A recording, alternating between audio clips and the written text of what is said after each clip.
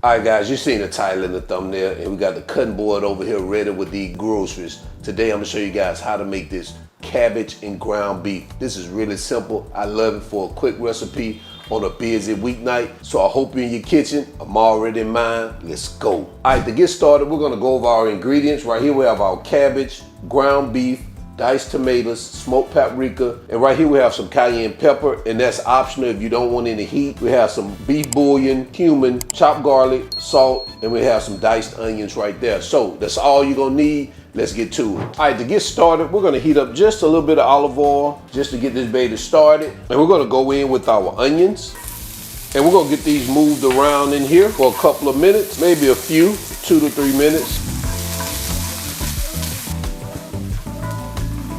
All right, so after a couple of minutes, all we're gonna do is take our ground beef and we're gonna go in with our ground beef and we're gonna start breaking this up as it cooks until there's no more pink, about 5 to 7 minutes.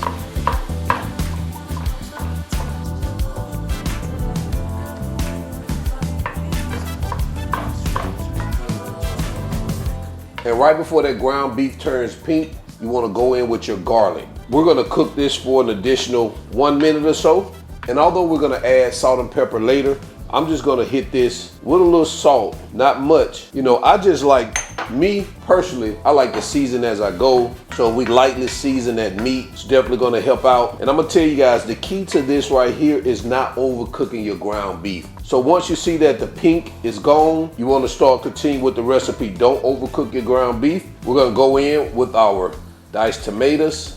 And this is gonna help it, you know, kind of deglaze the pan if you need to. And also guys, if your ground beef created a lot of grease, you may wanna get that drained out. Mine didn't as usual. We have our beef bouillon here. I'm used to cooking with chicken bouillon. Our smoked paprika, that cayenne pepper, our cumin, and our salt. And we're gonna get this mixed in real good. And while we do that, we're gonna bring this mixture to a boil. So as you notice right here, that mixture is coming to a boil. Once it comes to a boil, you wanna reduce your heat down to a slight simmer. And we're gonna let this kind of just simmer for 5 minutes to allow all those flavors to come together, all right?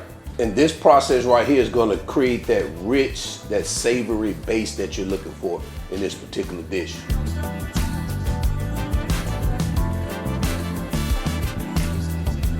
All right, so now that we're 5 minutes in, I'm gonna test it for seasoning levels, if that's how you wanna call it. I don't know if that's what you call it. Maybe just test it for flavor. Told y'all I'm not a chef, I say anything. My baby good. Now, we're just gonna go in with our cabbage. And I like to go in a little bit at a time to kind of get it mixed in, because if not, you end up having cabbage falling out the sides of it. And guys, you know this cabbage is gonna wilt down. You know this is gonna wilt down. So it's gonna look like a lot, and in reality, it's really not gonna be.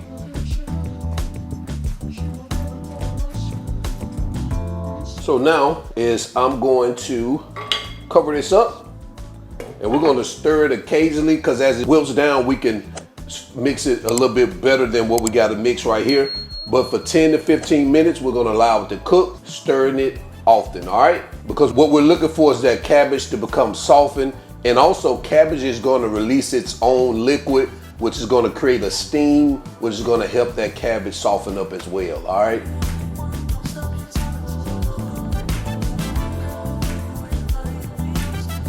All right, so we're gonna go in with our first stir. All right, we're gonna cover this baby back up.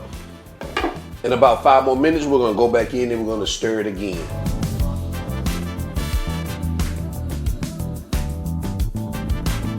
All right guys, so we're about 25 minutes in. I had to let mine cook a little bit longer because I wanted to make sure my cabbage was not too hard. I don't like really hard cabbage, but I do like my cabbage with a little crunch. So I don't like it soft either. So I think we're at the right tenderness in terms of where I like it. And we're gonna turn our heat off. I'm gonna give this a nice little stir.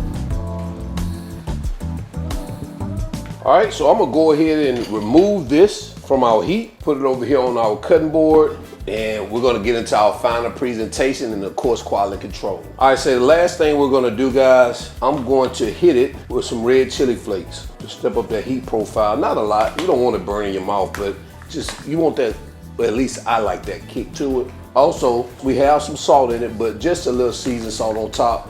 That's just my preference, guys. You don't have to do it. So that's it, guys. This is what we have. All right, so we're gonna get a bowl now, or a plate, whatever you got, and we're gonna get this baby plated up. In my case, bowled up. And guys, you can definitely eat this with some rice or some garlic bread. You can either make a casserole out of it if you want to. You can take some mashed potatoes and just put it in the oven. Well, cook mashed potatoes, spread it on top, cook it till it starts bubbling. You got you a nice little casserole. We gonna eat it just like this. Now, the only thing I probably eat this is if I had me some cornbread. Well, I do have some. I should have made some. I love some cornbread and cabbage. All right, let's test this baby out. See what we're talking about. 'Cause I already know we're talking about something.